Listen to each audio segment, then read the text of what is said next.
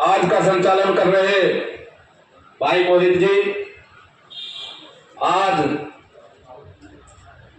Bahujan Samaj party की जो meeting Modinagar के अंदर रखी गई है, उसके मुख्य अतिथि आदरणीय दयाराम सहन जी, जो पूर्व मंत्री रहे हमारे, और मेरठ मंडल के प्रभारी आदरणीय महेश प्रजापति जी, और हमारे इसमें कोई शक नहीं कि बहुत ही युवा और बड़ी बखूबी से जिले की जिम्मेदारी निभा रहे, सब लोगों को साथ लेकर चलने वाले जिलाध्यक्ष भाई नरेंद्र मोहित जी, भाई लेखराज जी, महासचिव जी, और हमारी विधानसभा के अध्यक्ष छोटे भाई प्रधान जी, मंच पर हमारे तेजपाल जी बैठे हैं और तमाम सम्मानित साथी बैठे हैं। पूजा और सम्मान के योग्य बुजुर्गों, नौजवान साथियों, अभी जैसा बहुत सारे बुद्धिजीवी पूर्व वक्ताओं ने आपके बीच में बात रखी कि मीटिंग का आयोजन जो किया गया है, आने वाली 9 तारीख में लखनऊ में आदरणीय बहन जी के निर्देश पर एक बड़ी मीटिंग होनी है, बड़ी सभा होनी है। मान्यवर साहब का परिनिर्वाण दिवस मनाया जाना है, तो उसी से संबंधित जो मीटिंग है, हमारे तमाम जितने सम्मानित नेतागण मंच पर उपस्थित हैं, वो उसके बारे में विस्तार से आप लोगों को बताएंगे।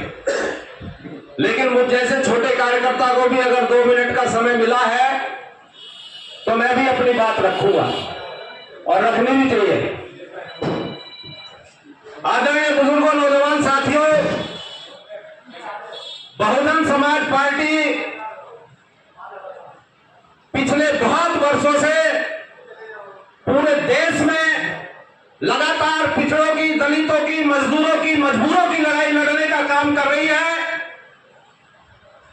और 2007 में हालांकि माननीय बहन जी और मैं थोड़ी सी मिस्टेक हो गई, सबसे पहले इस देश के संविधान के निर्माता मान्यवर बाबा साहब के चरणों में नमन करता हूं और पार्टी के संस्थापक मान्यवर काशीराम साहब के चरणों में भी नमन करता हूं, और इस देश की नहीं विदेशों में भी आयरन लेडी के नाम से जाने जाने वाली आदरणीय बहन कुमारी मायावती जी को अपना नेता मानते हुए, जैसा मैं बोल रहा था कि बहुजन समाज पार्टी एक राजनीतिक पार्टी के साथ साथ एक मूवमेंट भी है और एक मिशन भी है।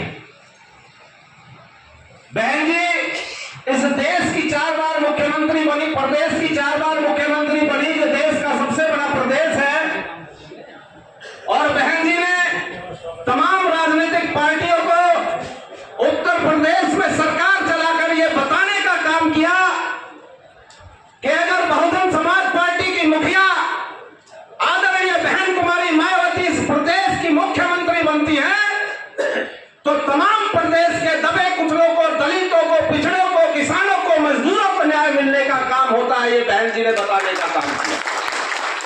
और 2007 से 2012 का जो कार्यकाल है, निश्चित रूप से इसमें कोई 2 राय नहीं है। तमाम विपक्षी पार्टियों के लोग, आज भी कई विपक्षी पार्टियों के नेता जब बहन जी की बात करते हैं तो उन्हें भी दबी जुबान से ये कहना पड़ता है कि अगर इस उत्तर प्रदेश में किसी ने शासन चलाया, किसी ने गरीबों की बात सुनी, किसी ने गरीबों को मकान दिए, और वही बहन जी हैं जिन्होंने इस उत्तर प्रदेश के किसानों को, आज तमाम पार्टियां किसानों की बात करती हैं, किसानों का हमदर्द होने का दम भरती हैं, लेकिन 2007 में जब बहन जी मुख्यमंत्री बनी तो इसी उत्तर प्रदेश में गन्ने का रेट 125 रुपए क्विंटल था। और 2012 में जब बहन जी मुख्यमंत्री पद से हटी तो केवल इस देश के अंदर पहली नेता बहन कुमारी मायावती थी जिन्होंने 125 गन्ने के रेट को डबल करके 250 में पहुंचाने का काम किया। मैं ये बात भी आपको बताना चाहता हूं। जो पार्टियां किसानों का दम भरती हैं कि हम किसानों की पार्टी हैं, हम किसानों के नेता हैं, वो याद करते हैं 7 से और 12 का कार्यकाल।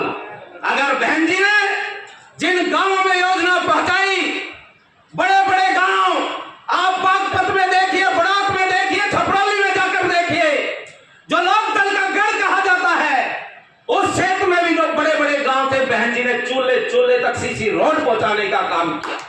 आज तक फ्री में मकान किसी सरकार ने नहीं दिए, किसी नेता ने नहीं दिए। आज बात करते हैं बीजेपी के लोग कि गरीबों को मकान दिए जा रहे हैं। गरीबों को मकान के लिए 2.5 लाख रुपया मिलता है। और मेरे 1-2 जनप्रतिनिधि स्टेज पे भी उपस्थित हैं, और वो 2.5 लाख रुपया भी ग्रामीण क्षेत्र में पिछले बहुत सारे वर्षों से नहीं मिलता, केवल शहर में मिलता है। और सच्चाई ये है कि उस 2.5 लाख में से जिसका मकान बन रहा है, उसके पास केवल 1.25 लाख रुपया पहुंचता है। 1.25 लाख रुपए बीच के दलाल खाने का काम करता है ऐसी बहन जी की सरकार। और इसमें मैं एक बात और आप लोगों से कहना चाहता हूं, थोड़ा ज्यादा लंबा हो जाएगा क्योंकि हमारे वरिष्ठ नेतागण स्टेज पे मौजूद हैं। अगर बाबा साहब ने इस देश में संविधान लागू किया, अगर बाबा साहब ने इस देश के लोगों के लिए तमाम तरह के कानून बनाने का काम किया, तो अन्य पार्टी के नेताओं को वो रास नहीं आता। अगर मान्यवर साहब ने गांव-गांव में साइकिल चलाकर गरीबों को, मजलूमों को, कमजोर लोगों को, दलितों को इकट्ठा करके और बहुजन समाज पार्टी की स्थापना की, तो इस प्रदेश में, इस देश में बाबा साहब के संविधान के तहत ही लोगों को न्याय मिलने का काम किया हुआ, गरीबों को न्याय मिलने का काम हुआ। नहीं तो जैसी हालत आज है और जैसी हालत बसपा की सरकार से पहले थी, चाहे कोई भी नेता हो और कोई पार्टी हो, तभी जबान से उन्हें बहन जी का शासन याद आता है और वो याद आने का काम करते। आदरणीय बुजुर्ग और नौजवान साथी, इस लोकतंत्र में, इस देश में सबसे बड़ी ताकत एक है जो बाबा साहब आपको देकर गए। इससे बड़ी ताकत इस देश के अंदर कोई नहीं है, वो है वोट का अधिकार।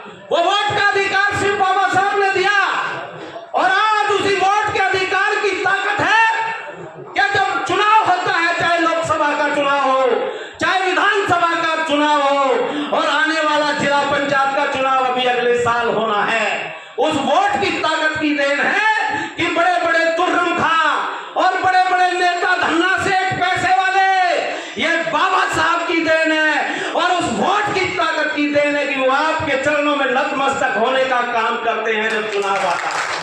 ये बाबा साहब की वोट की देन।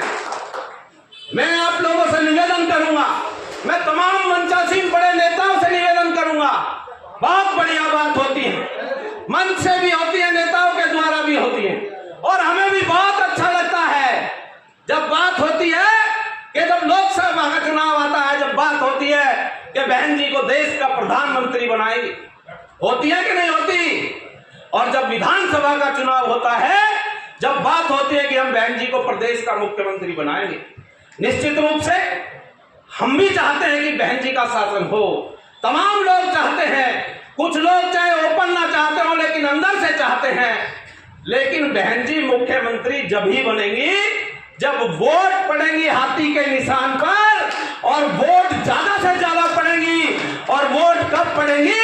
जब हम हर समाज के लोगों को, हर वर्ग के लोगों को पार्टी से जोड़ने का काम करेंगे। वो लोग पार्टी से जुड़ेंगे क्योंकि 2007 में माननीय मंत्री जी बैठे, जब सरकार बनी तो इस देश की कोई जाति और कोई धर्म, इस प्रदेश का कोई जाति और कोई धर्म ऐसा नहीं था जो बहन जी के साथ ना हो। सबने साथ दिया और सरकार बनी। तो हम लोगों को रैली की बात तो है ही है, रैली में तो हमें चलना ही चलना है, लेकिन हम लोगों को, पार्टी के एक एक कार्यकर्ता को सबसे पहले यही काम करना है, गली गली जाकर इन लोगों को, हर जाति हर धर्म के लोगों को हमें पार्टी से जोड़ना है। और ज्यादा से ज्यादा संख्या में जब हम लोगों को जोड़ 2027 में बहन जी को कोई मुख्यमंत्री बनने से नहीं रोक सकता।